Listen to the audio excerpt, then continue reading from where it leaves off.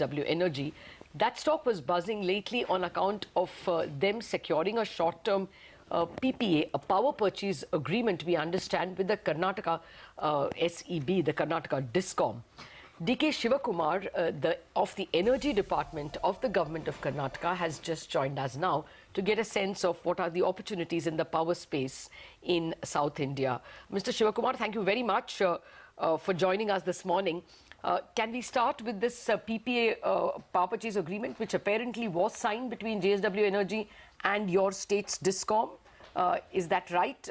How much of power are you wanting to buy?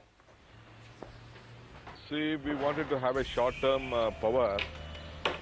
Though we are sufficient, we are managing the issue. We have called for a short-term tender for 1,200 megawatt and about some 600 to 750 megawatt. We have just tied up with JSW, and we are taking that power. So what would the tariffs be? This is right. For this tie-up? No, tariff is about 3 rupees and odd, 360 and something.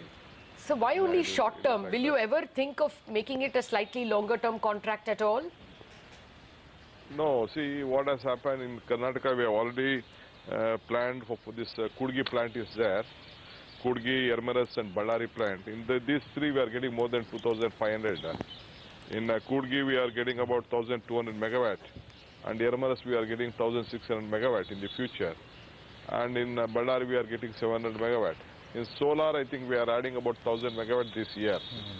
So we'll be self-sufficient. Okay. So we doesn't want to take a very big risk on this issue. Okay. So we decided for a short term, though we had a call for a medium term tender last year, but again we decided we don't want to comes to bleed. So that is why I think still compared to the other states, we are paying very well to all the power suppliers. Okay. Mr. Shivakumar, good morning. Of course, Karnataka is a power deficit state. What's the plan over the next 2 or 3 years? In terms of reducing the deficit?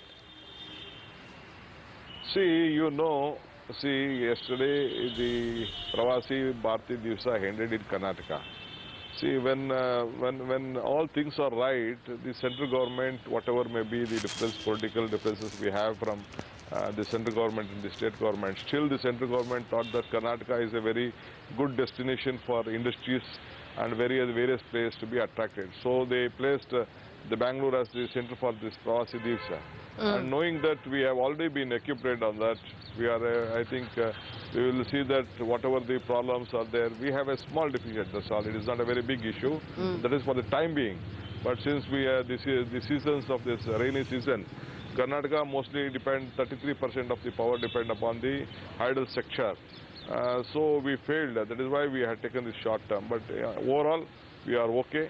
For the next 10-15 years, we have planned in a very systematic way that nothing will go wrong. And even in the next year, I think we will have an excess power of more than 1,500 megawatt. Okay, that is what we look at. Mr. Shivakumar, you earlier said that the tariff rates would be for this particular PPA at about 3.6 rupees. Is that the average rate that we're looking at for all the other short-term PPAs? And what is the average cost of procurement now?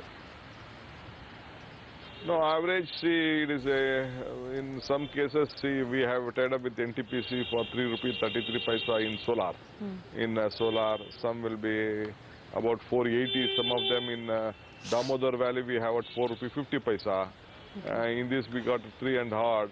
And in our own discounts we have about more than 4 rupees 40 paisa in our average of 440. In our idle we get within 50 paisa we get our power in our own hydel. So the average comes within 4 rupees, average about 4 rupees. Okay, so there is no plan now for any further long-term PPAs at all? Because I understand 3 of your own power plants are going to come on stream at Yeramaru, Raichur and the Raichur second unit. No. See, we are just looking at these investors who are coming forward. If they need very big power, definitely we will plan for a long plan, and we have been permitting other players also to see. Even JSW can have extended as per the new policy. JSW and Udupi Power, both of them can have their expansion. Okay. We will allow them for the expansion also within the state. No, you will within allow the state, we expansion, but wanted will you to buy the evacuate power, people. sir? The big problem with power companies is they are willing to expand provided you give a PPA. Are you open for any longer term PPA anytime soon? See, definitely government of India has come out with a policy. We doesn't want, but at the same time, not only buying, we need consumers, no? And a lot of people are going for open access. Open access is there. But still, I am thinking, we are just looking at, we need proper consumers who can pay us well. We are just waiting for this Pravasi Bharati Divasa.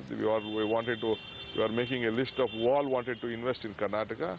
As per the plans, definitely we will see that there will be no power cuts, there will be no power shortage, and we will supply power to whomever people want to invest in Karnataka. Sir, can you give us an update on what's the latest with respect to the Uday scheme? I mean, have there been any decrease in losses of the AT&C, and has it improved the efficiency of the SEB?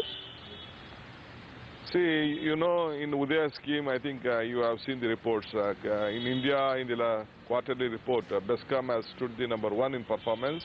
And out of 5 companies, what we have, 3 companies are 1 in 8. One is in 6 and one is in 8. The ESCOM is in 6 and the other CHESCOM is in 8. And this is the level of performance what our ESCOMs are doing it. We are a little bit very progressive. We are looking at and we have accepted. Sir, our but question was, not on the, sir, our question was, what is your TND loss now? What was it a year ago? Is there a loss in TND or AT&C losses? No. There is, see, it has been decreased. The loss has been decreased to 0.5% compared to the last year. And now I think we have already around Bangalore, there was a lot of issues. More than 3,000 crores of rupees has been invested only on the transmission sector. And I think, and we have come out with another new policy and which we are introducing on a distributed generation. In every taluka, we are having about 20 megawatt of solar power where the power will be generated there and distributed at their level. And I think today I was supposed to attend a cabinet.